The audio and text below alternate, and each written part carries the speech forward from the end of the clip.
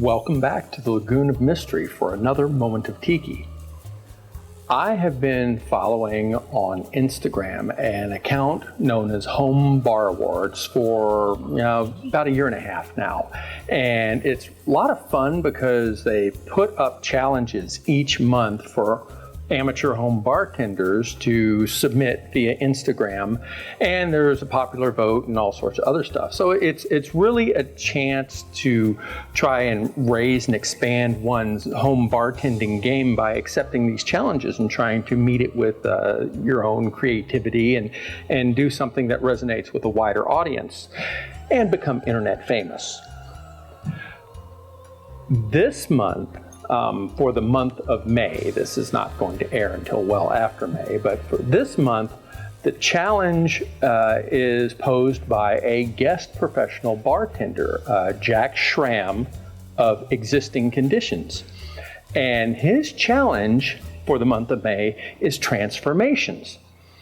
Essentially, what one has to do to enter is create a cocktail that involves some type of physical, substantial transformation of at least one of the primary ingredients from its natural state.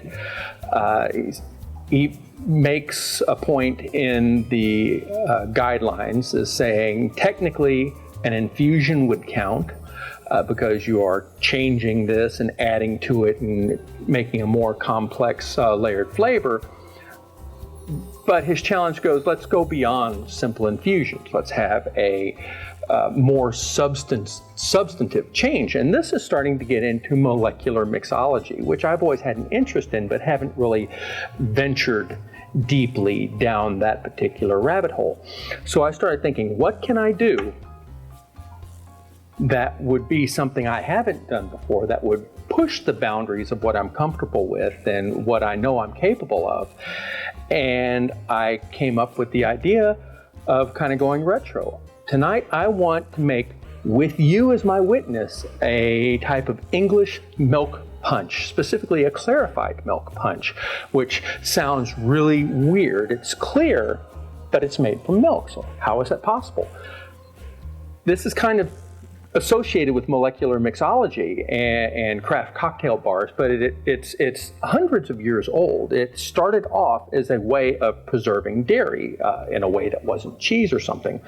When you add an acidic ingredient to milk, that causes it to curdle. The proteins and the fats will form curds in it, and which can be strained out, and you're left with a clear substance, which when you add alcohol and other ingredients will last an exceptionally long time, weeks without refrigeration, months with even. So it was a way of preserving dairy products that fell out of favor, obviously, when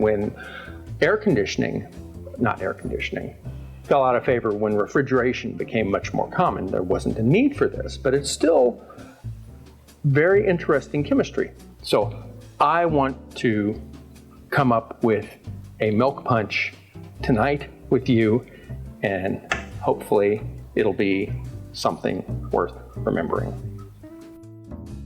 To start off, we are going to use tea as part of the base. Tea is a traditional ingredient in many types of cocktails. So what I have here, 2 cups of tea made with 4 bags of green tea plus 1 bag of rooibos tea, which has a distinctive flavor, and it's one of the few flavors I have come across in recent years that doesn't really taste like anything else. It is its distinctive niche, and so I've included that in here to try and give the flavor an extra intrigue, so to speak. 2 ounces of lemon juice and 2 ounces of orange juice with the zest of both in there, so the citrus oils can be included in the flavoring agents. We have the basis for the milk punch. We're going to add additional ingredients to really kind of punch it up some. First off, St. Elizabeth's Allspice Dram. Going to add 1 ounce of this, which if you're familiar with allspice dram, that's a lot. Next, Velvet Falernum, which also will give it a touch more spice, although a little more subdued, a little more mellow. Now we're going to add some syrup, some sweetening elements. 2 ounces of my homemade Ceylon cinnamon syrup and 2 more ounces of my homemade ginger syrup.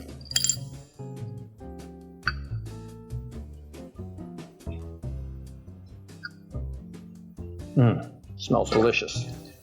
So, to start with, I am using an infusion. This is rum that I have infused with tamarind. Can't get more tropical than tamarind, can you?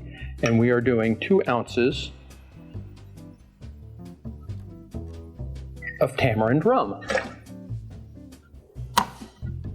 Didn't see that coming, did you? If that was a surprise, this will be more of a surprise. It's another infusion of mine, particular favorite, jackfruit infused rum.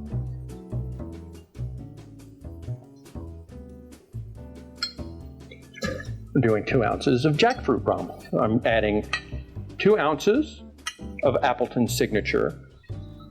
Let's give it a good rum, basic rum backbone from Jamaica.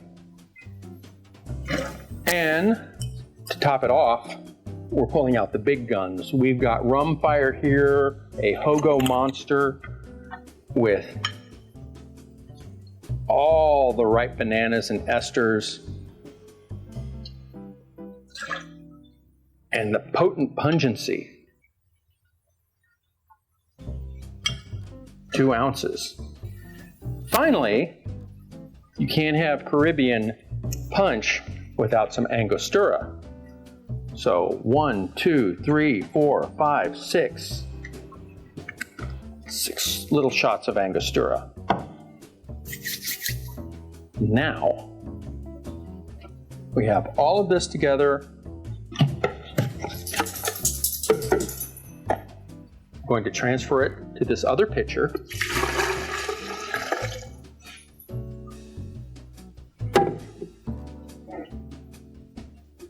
So we can get to the big component, goat milk. Thought about going with regular bovine cow's milk, but honestly, the goat milk, it's a little richer, a little silkier, and I think has the potential to really put this over the top. We'll see, it could all come crashing down. I've never done this before, so this is uncharted territory, but bear with me. Adding a cup of milk.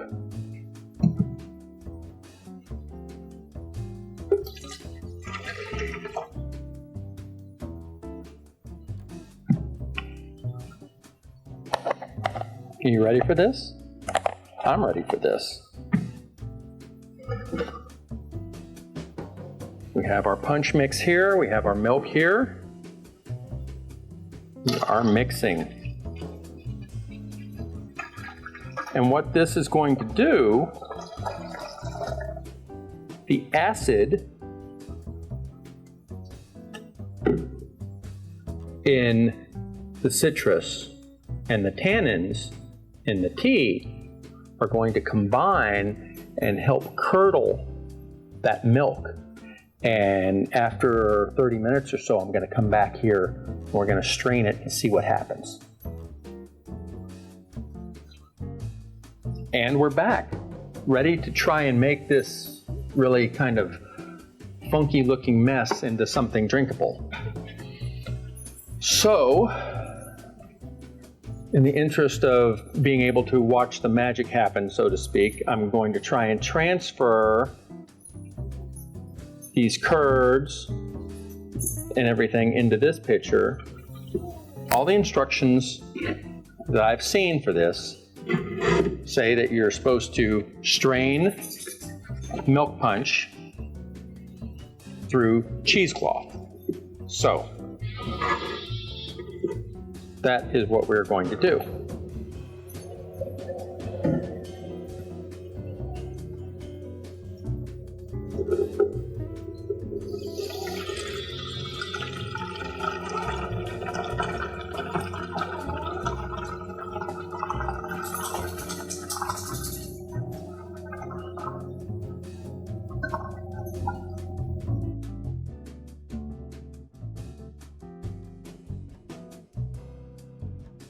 Okay, that didn't work out so well. The bowl and cheesecloth combination didn't allow enough depth for a gravity-assisted filtration through the raft of curds. Plus, my setup was unstable. I had to watch it constantly, and I ended up spilling about half of my would-be punch, which I can assure you did not make me happy. I abandoned that strategy in favor of using a nut milk bag and a tall plastic pitcher to accomplish most of my filtration. I could place the nut milk bag partially in the pitcher, fill it with punch to be filtered, then secure the bag in place with the pitcher lid and leave to let gravity work its magic. This proved low maintenance and very effective. After a couple of passes, the punch was ready for final filtration through a fine coffee filter.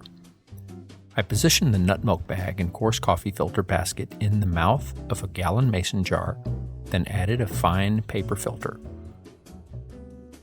This worked perfectly and gave me a crystal clear golden liquid. So, ignore what YouTube and other interweb sites would have you believe.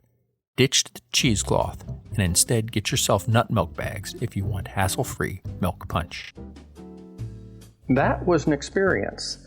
Never let it be said that I don't make the mistakes so you don't have to. I should have known better than to attempt a new recipe, especially one as complex as a clarified milk punch that I had never attempted before, live, so to speak, in front of a camera, because there are always going to be unknowns and unexpected challenges crop up to deal with. No matter how many articles one reads, no matter how many YouTube instructional videos you watch, there is no substitute for actually doing it yourself so you can get a feel for it. I wouldn't say it was a disaster because I came out okay in the end. So, if you ever want to attempt a clarified milk punch, you can learn from my mistakes and hopefully cut to the chase and make your life a whole lot easier. There's no substitute for experience. But we're not here to bemoan mistakes and missteps along the way. We're here to celebrate successful cocktail making. And I think I've got a successful clarified milk punch. This would call normally for a big clear ice cube.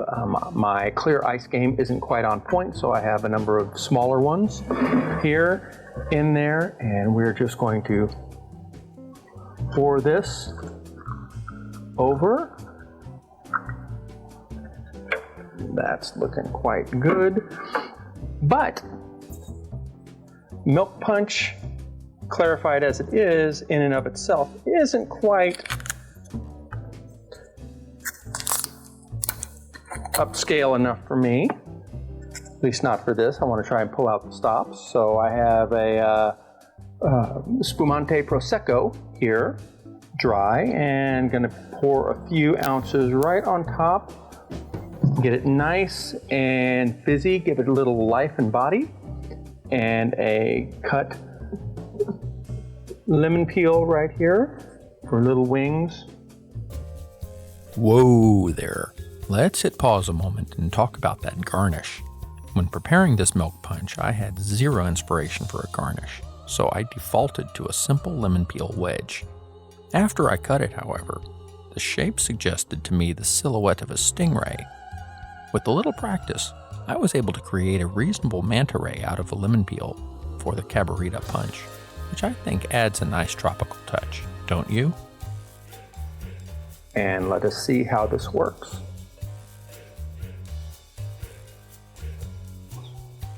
Ooh.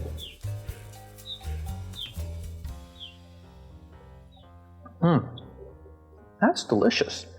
It's kind of crisp and refined. There's some tropical stuff going on here. The tamarind and the jackfruit are there, but more as subtext. They're not all that easily picked out. There's some spice notes. It's a really, really coherent blended flavor. That is delicious. I may well have to try this some more. Anyway, my first milk punch, and hopefully a gateway to your own mad alchemic experiments in the home bar. Until next time in the Lagoon of Mystery, aloha.